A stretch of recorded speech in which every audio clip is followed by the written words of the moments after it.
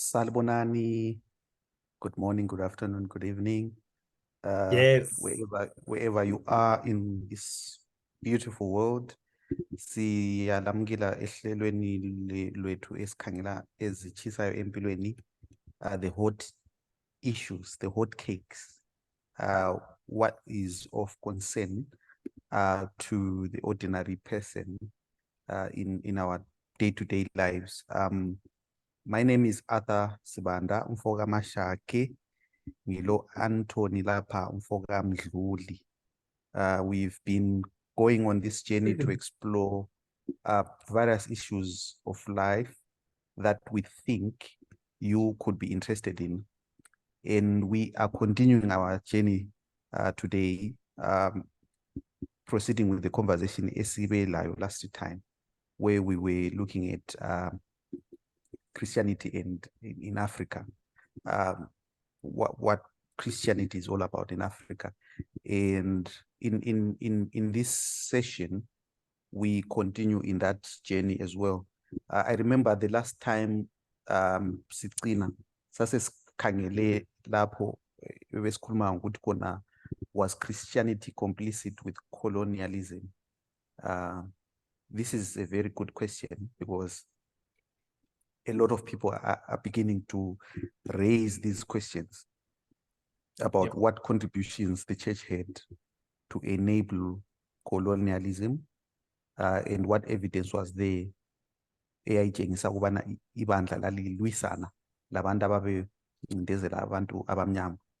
Lapho esicine khona last week sikhangele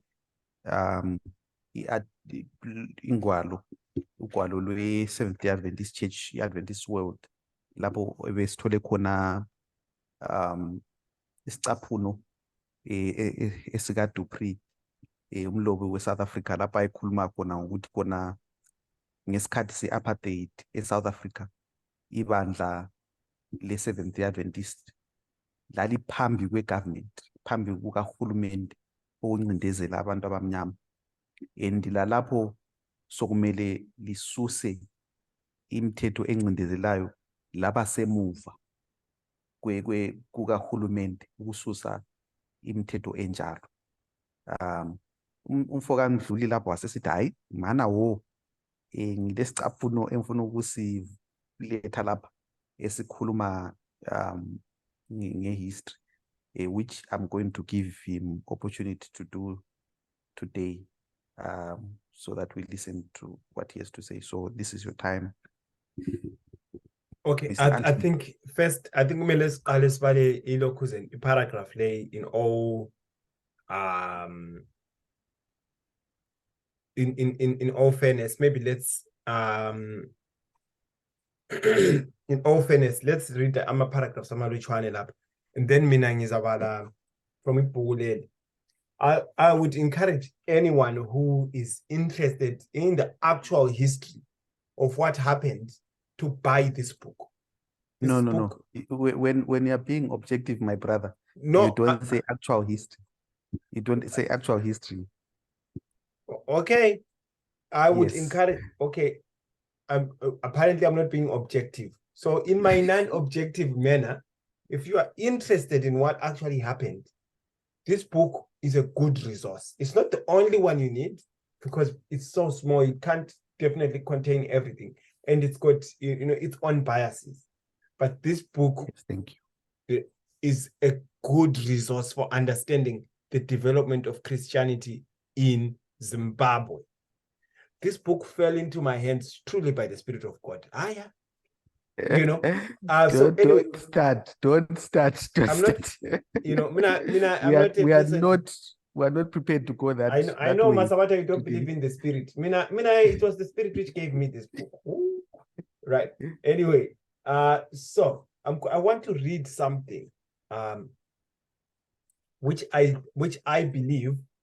I thought we were reading the paragraph. Oh, sorry. Okay, from this. So we'll read this book. We'll read this this article here, and then we'll read from this book, which I think the two views looked at from a certain perspective helps to explain the current rise.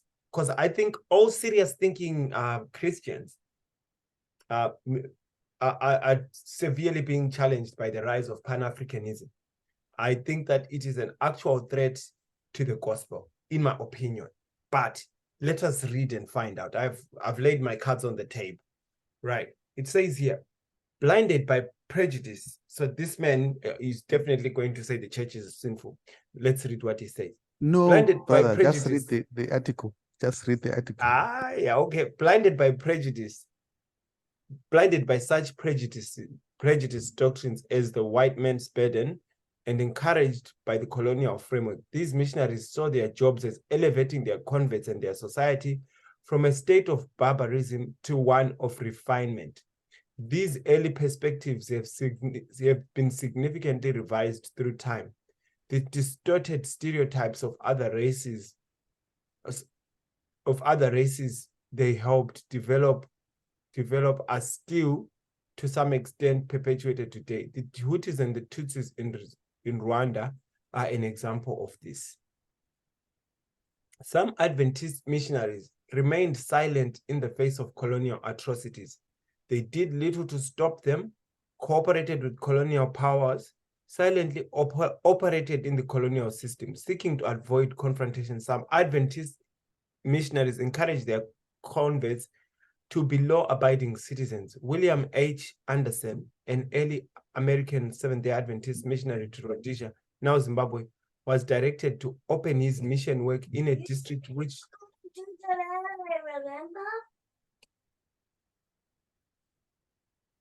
Sorry for that interruption.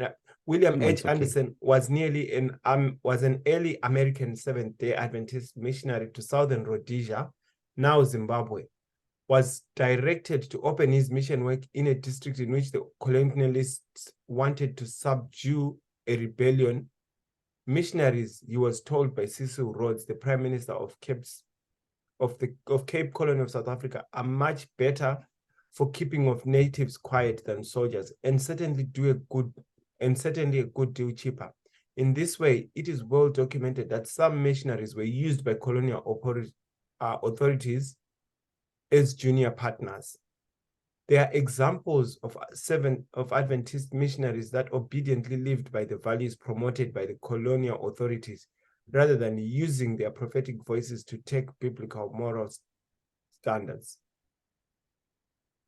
During the Truth and Reconciliation Committee hearings in South Africa between 1995 and 1998, following the end of apartheid, it was confirmed that many South African communities, including Seventh-day Adventist Church, were either active or silent supporters of apartheid. F. Dupreez and Roy H. Dupree remarked that the Adventist Church was always ahead of the government of the day in applying the racial segregation in the church, and far behind it when it comes to scrapping racial discriminatory measures. By the time apartheid was introduced in law in 1948, Adventists had been practicing it for 20 or more years.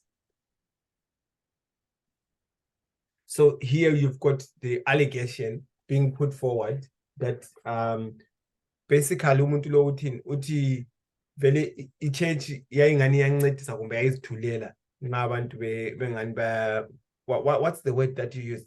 Ngabantu bengani bayalokhuza bayancindezela. And I want to read this from this book here to make the case even more stark. So ibhuku leli yi-compilation ama-church wonke ase-Southern Rhodesia or Zimbabwe hathumeza izincwadi zokukhuluma ukuthi babuya njani, babuya kungubani, ubani waqala ukufika, iland bayithatha ngaphi, njalo babesenzani lapha babekhona. And this book was published at the height of Southern Rhodesia's dominance of Zimbabwe.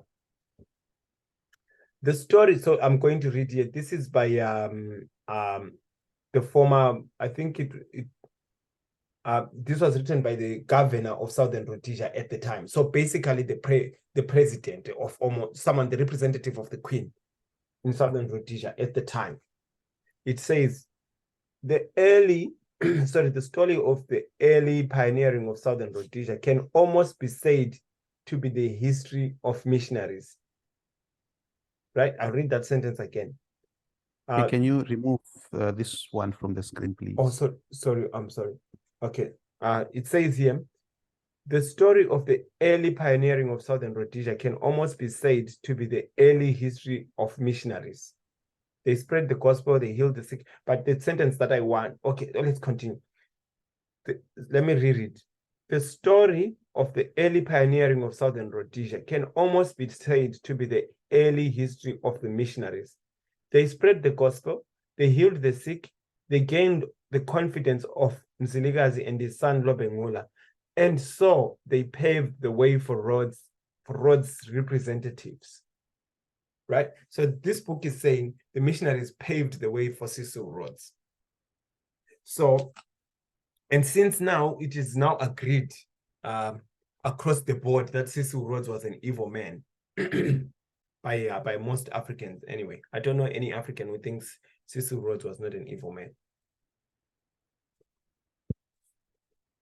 So the idea that the missionaries laid a path for Cecil Rhodes is looked upon as, well, you see, they were trying to help with colonization. That's why we ended up where we are.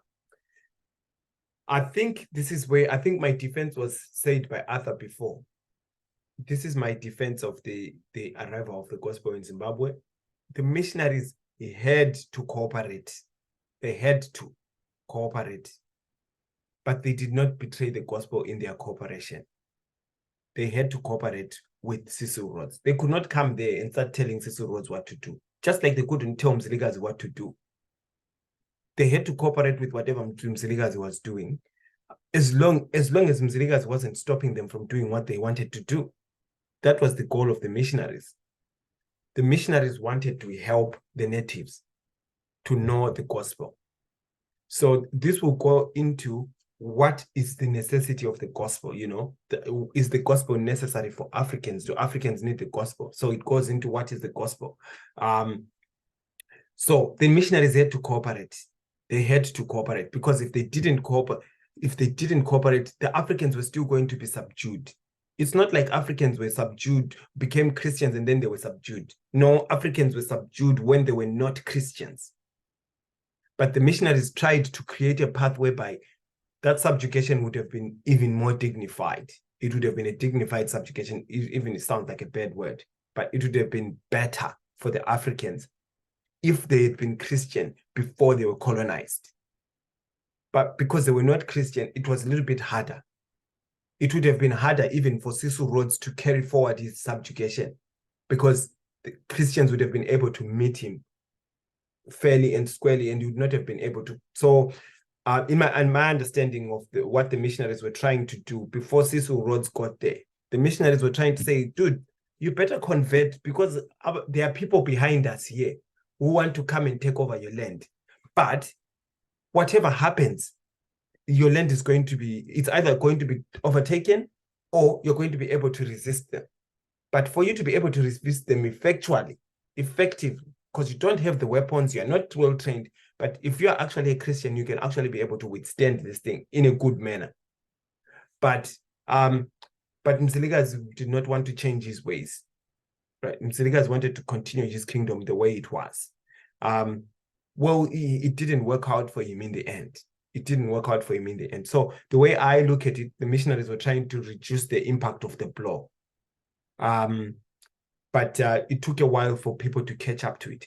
To make my point clear, by the time it was, in this book, by the time it was 1957, less than half of the population of Zimbabwe were Christians. Less than half. This is 1957. 100 years after the missionaries, the great majority of the population was not Christian. So the idea that we became Christians and then were colonized is not true. We were colonized because we didn't have the weaponry to match the British. That's why we were colonized. But we became Christians because I think our tradition and our culture aligns well with Christianity, and what the Christians were offering was something we wanted. So I don't know if that's an answer to the question, where No, it's not an respectfully. I love you so much, but it's not an answer to the question. Truly. Anyway, because I don't want it to turn to a heated debate. No, The it's okay. question I will still listen is to the you. question. The question still was Christianity complicit with colonialism? Yeah. By complicit, what do you mean by complicit then? And the first evidence that we had was El Dupree, whom of course I admit, I wish I brought the whole article, maybe where the evidence is given, like in the South African case. Yes. Where Dupree in a scholarly article says the Seventh-day Adventist Church. Of course, let me also admit to the limitations of these discussions, because this colonial era also is a wide range of time. Granted that the apartheid which Dupree is speaking about is late period of colonialism versus the early times which you were making reference to, when they came, which I also have issues with. But now we are saying in the South African case, sikhuluma ngabantu leminyaka behlala elizweni labantu abamnyama bechumayela ngoJesu. Sokule minyaka. But eminyakeni yona leyo sokubuya imithetho nale efakwayo eyokubandlulula abantu abamnyama, amakhiwa kumbe ngithi abazalwane abelungu ebandleni le-Seventh-day Adventist batholakala ukuthi for 20 years before the time when imithetho le iyafakwa ngayo, ibandla vele belivele libandlulule. That's number one. And secondly, by the time sokumele kususwe leyo mthetho, ibandla laba semuva ukuthi lisuse leyo mthetho. So the question nxa ikhuluma ukuthi khona was the church complicit, we are saying, can we find evidence of Christianity in Africa where the church as an institution was fronting this agenda yokwehlukanisa abantu abamnyama lamakhiwo, lokubenza abantu abamnyama bazibone bengabantu abaphansi, ongamelanga bahlangane labelungu, ongamelanga bathole amanye ama-privileges atholwa ngabantu abelungu. In itself, it is not discrediting Christianity in itself, because maybe this argument is about maybe a perversion of Christianity which happened in the context of South Africa. Those were calling themselves Christians but were clearly not portraying the character of Christ. So maybe that's also the other angle in which we can look at it. But that was a question. Lokhu kuqakathekile kakhulu ngoba abantu abamnyama who are rising and asking these questions, they are trying to understand what happened. How did it happen?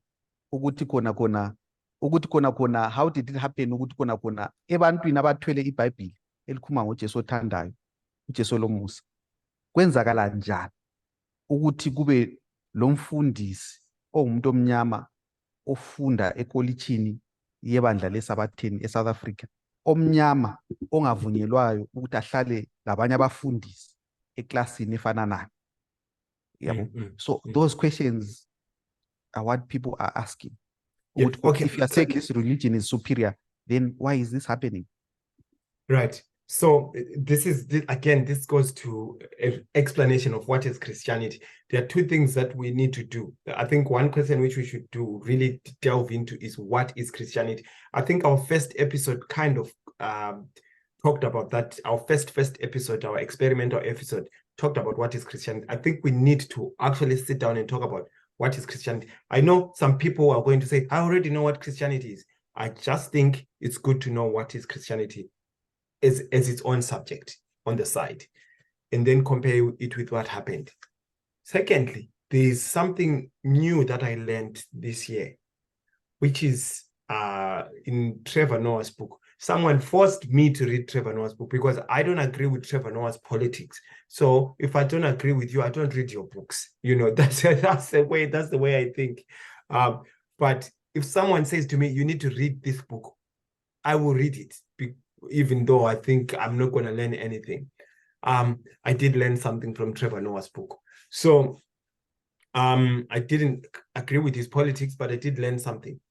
When apartheid was introduced in South Africa in 1948, there are two things to remember. At this time, this was accepted knowledge in the world. This was the scientific knowledge in the world that people of different races have different capacities and they should be treated in different ways. That was the understanding of science, right? Many mission schools were closed at that time because the apartheid government then demanded that the mission schools should not train Black people to learn mathematics and other complicated subjects. So the apartheid government said, it's either you open your schools and just teach these people very shallow subjects, or you shut down, right? So most mission schools were closed at that time. So this is, I'm putting this forward as an evidence of the fact that Christians did not 100% betray the cause. Yes, there's some betrayal here and there, maybe in many places, but they did not 100% betray the cause. It needs to be known. But when we say, were they complicit in colonization? There are two questions. Are we asking, did the Christians call Cecil Rhodes and say, come and colonize these people? We are going to make them Christians, and then when they are Christians, you can colonize them. No, this is not what happened. Cecil Rhodes came and he colonized, right? He colonized Zimbabwe. But he wanted a way to manage the people. He wanted a way to manage the people. The Christians wanted access to the people so they could teach them the gospel. So there's a relationship there. Just like Mzilikazi, just like the Christians had to go to Mzilikazi to say, hey, can we please have some land? Because the Christians cannot tell Mzilikazi what to do. The Christians cannot tell Cecil Rhodes what to do, right? Mzilikazi would not accept the Christian advice. They told him what to do, but he did not accept it, right? It's the same thing with Cecil Rhodes. I don't know if they told him what to do, but the main point is, in my understanding, Christians had to be there. They had to be there in Zimbabwe. And if they had to be there in Zimbabwe, it's not their job, per se, to tell the government what to do, as long as they can do their job. So the criticism we can give is, did they do their job? But whether or not they should control politics, I think it's a self-defeating endeavor. Some people think that it's clever. In fact, all the people who led the liberation movements in Africa went to mission schools. They actually went to mission schools. They didn't learn how to oppose the colonization in any other place. It was in mission schools that people learned to stand up to colonization and such things, right?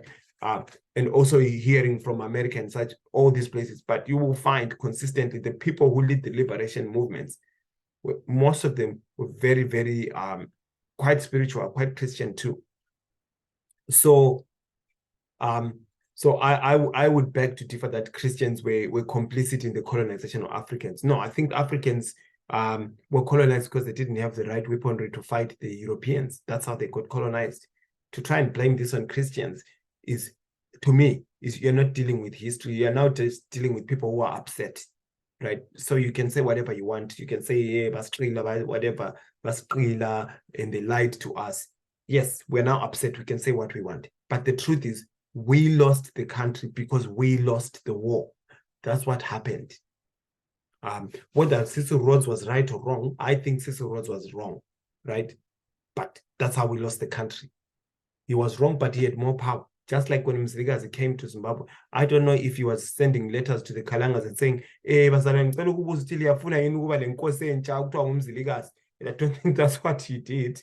I think he probably said, guys, I have a spear here and I can use it, right? So and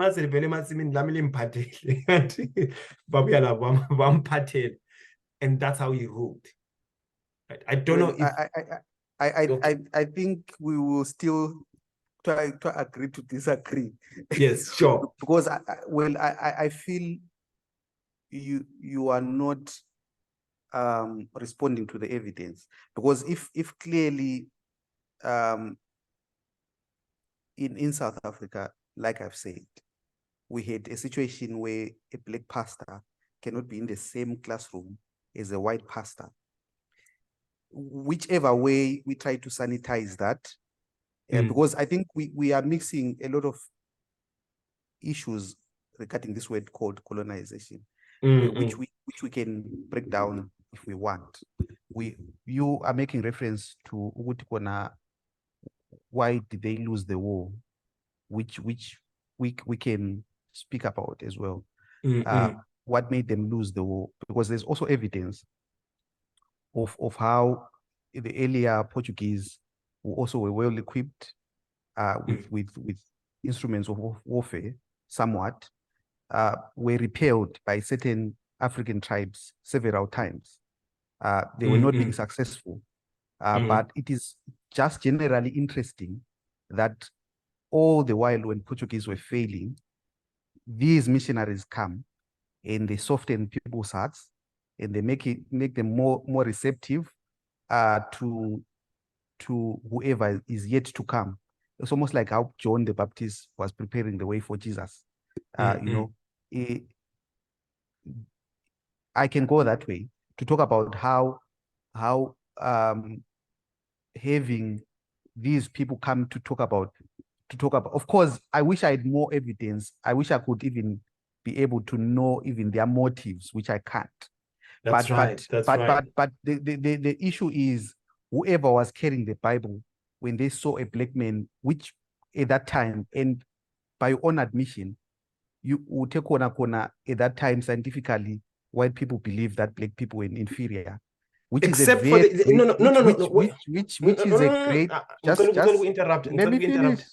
Okay. Let me finish. Let me write down my point. All right. Let me finish because that was a very telling point there. Yes. Because you were generalizing to what was the thought in the scientific circles during that time. A black man is inferior. So that particular thought of a black person as inferior is the same reason why even in South Africa, in Adventist colleges, the black pastor could not sit in the same room with a white pastor. We're speaking about people who are teaching you to be a pastor, teaching you to go back and minister. But for some reason, they still feel you cannot be in the same room as another white brother. Yes. So that's the complicitness which I'm saying. A much more fair statement would have been to say it is possible that other Christians were complicit with apartheid. We can give examples of, I think, the Belgian kingdom, the king of Belgium. I have not been able to verify the quotations, but at least from what I've read online, the king of Belgium gave a very comprehensive way to whoever was coming on how they were supposed to break the will of Africans, including using religious tactics, because they also knew that as much as African spirituality was, ancestral, and maybe in the north or east of Africa, a bit of deities were being worshipped, but Southern Africa, the great God was known, like the great spirit was known, though how to approach him was what was different. Yes, it was different to Christianity, but they knew that there's a great spirit being. So the Belgium story says the king instructed them to help destroy those beliefs that they had, and then reintroduce this new belief through Christianity. Which but this is okay. Sorry. I think so. My point would have been, it would have been fair to say the question was Christianity complicit?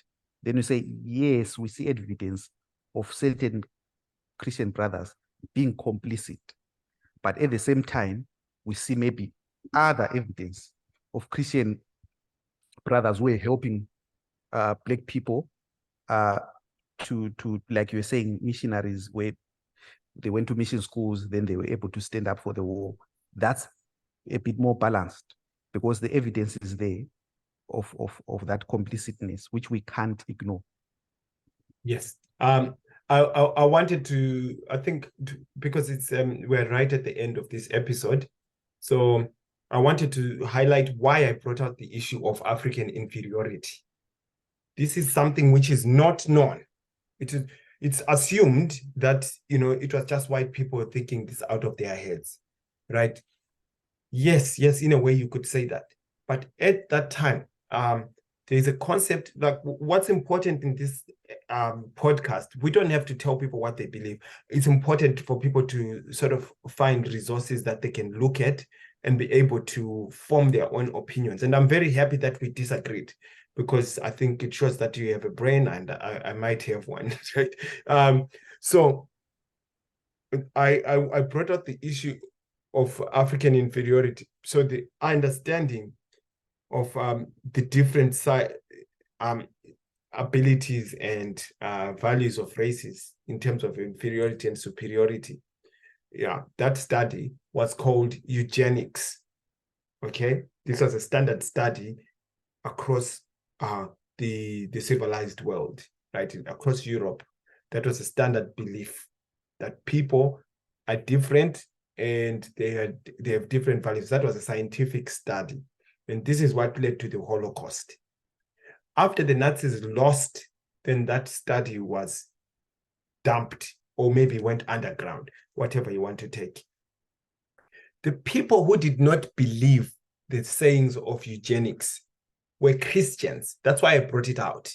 It was the Christians. So eugenics was predicated on the fact that you are saying human beings came from monkeys, and then they got better, they became black people, and then they got better and got better, then they became maybe Asians or whatever, and then they got better and got better, and then they became white, so that the white will be on top by science, because they came from, you know, they came from monkeys. Then first they were black monkeys, and then they became, you know, then they became black people, and then they became maybe Asians, and then finally they became white. Right? The people who didn't believe in that theory rejected this hierarchy. Okay, so the reason why I brought this out is to say, for people who think that you can find somewhere else where human equality and dignity is affirmed outside the scriptures, outside what Jesus has done, it's impossible. I don't know whether this is where we should end it or not, but it's impossible to say that human beings are equal outside the actions of Jesus Christ. I don't know that this was a teaching in African culture. I don't know that this would have been a teaching in African culture. It's only through understanding that all human beings have value through Jesus Christ that you can now say everyone is equal. But without that, then anyone can believe anything. I think we can stop here. Yeah. Yeah, as we stop. Yes. I'm happy that you brought the issue of eugenics, because if ever they thought to say they don't believe in evolution, or after the Holocaust, as you said, they switched from that belief to the belief that one of Noah's sons was cursed, and the one that was cursed is the progenitor of the black race. Okay, and that theology continued to persist even to the Dutch Reformed Church of the Boer in South Africa. So all I'm saying is, there is no way we can avoid the fact that there is elements of Christianity that even used the Bible to preach that the black man was inferior. So that's awesome. So I think we can stop there and pick it up from the question of black inferiority, and then we can go to your next question. But I think if we stop here for now, and then next one, we'll talk about where the idea of black inferiority comes from. Because I don't know if we are veering off our subject, but I think we're in line. So we can delve a bit deeper into the understanding of black inferiority, because I think there are two strands that need to be tied together there.